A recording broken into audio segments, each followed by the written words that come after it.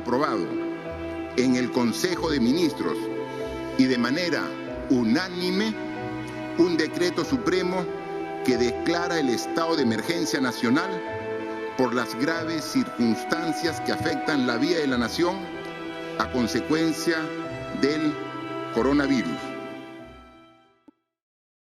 Soy Víctor Estacio, tengo 61 años.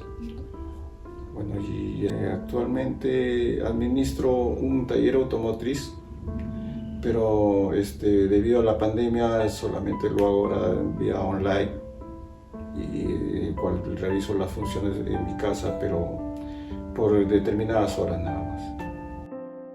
Me llamo Bárbara Madeleine Bustamante Purizaca, tengo 21 años de edad, soy estudiante de la carrera de Psicología en la Universidad de Cerro. La pandemia hizo de que nos aisláramos y que no tuviéramos contacto con nadie debido a ese virus, ¿no? Y en especial a mí me afectaba mucho porque tengo un problema con mi sistema inmune, y el cual hace que yo sea muy factible de poder contraer el COVID, y para mí sería mortal, como lo fue, porque sí fui contagiado y creo que estuve en un proceso muy grave. Cuando el COVID llegó al Perú, lo primero que pensé fue en que era una noticia que no tenía importancia y que nunca llegaría aquí al Perú. En realidad no le dio ningún cero importancia, de verdad. En realidad pensé que era solamente una gripe, como ya veníamos escuchando anteriormente acerca de la gripe aviar, o hasta incluso creo que de los cerdos. Y pensé que iba a ser así nomás, moderado, leve, pero cuando ya hubo la orden de poder todos estar encerrados en cuarentena y empezar los casos que se daban, ¿no? De que empezaban a fallecer la gente y que no había la atención adecuada, sí me preocupé mucho. Antes de la pandemia solía estudiar en una academia, estudiaba desde la mañana hasta la tarde y luego regresaba a casa y pasaba mi tiempo con mi mamá, mi abuelito y mis sobrinos. En verdad que nos cambió la vida a todos, porque uno ya tiene horarios, ¿no? Disciplina o rígidos, sea por necesidad laboral o familiar, y la pandemia nos cambió todos esos hábitos.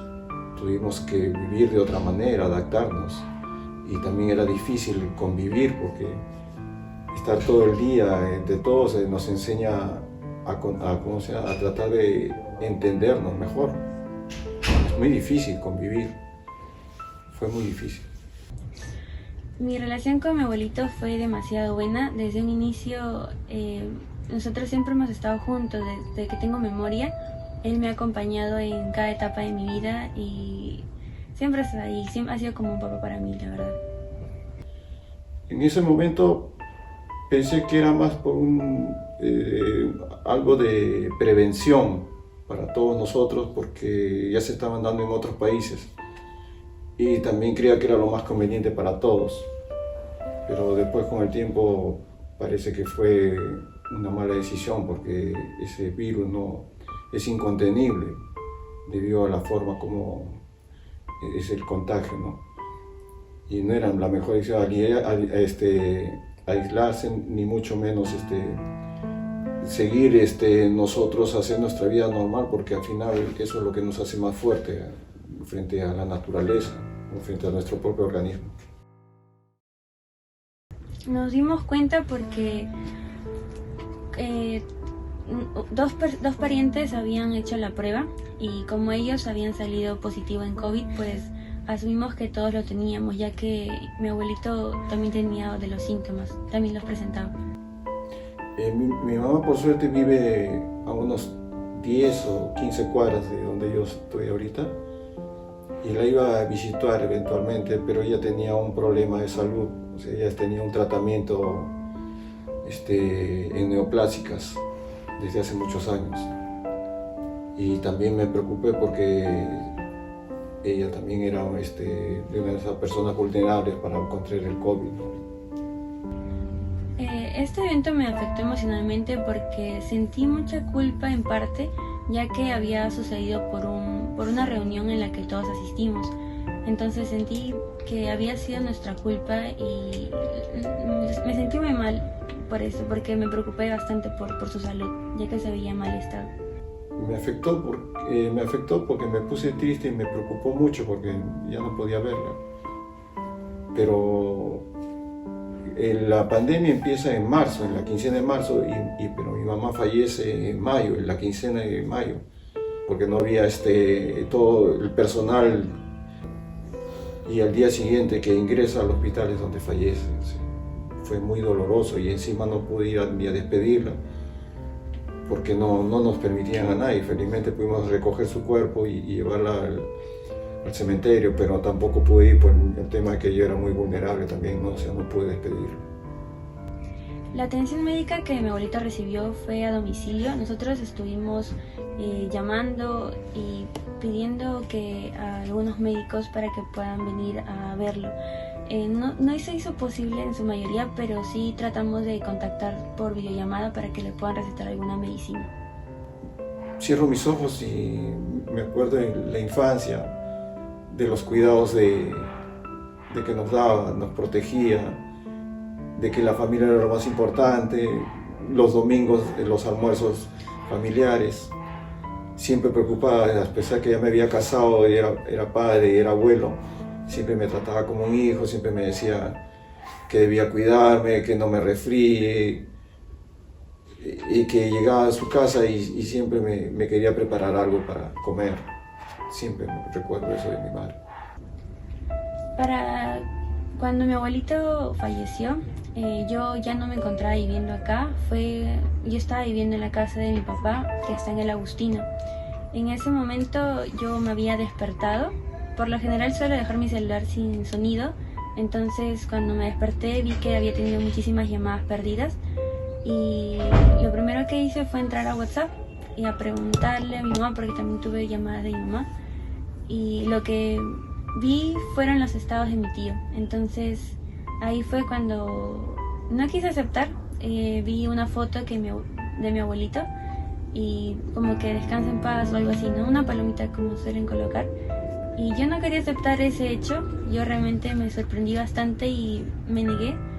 Luego comencé a preguntarle a mi mamá, le escribí diciéndole qué era lo que había pasado, que por qué mi tío había puesto eso, que le pasaba.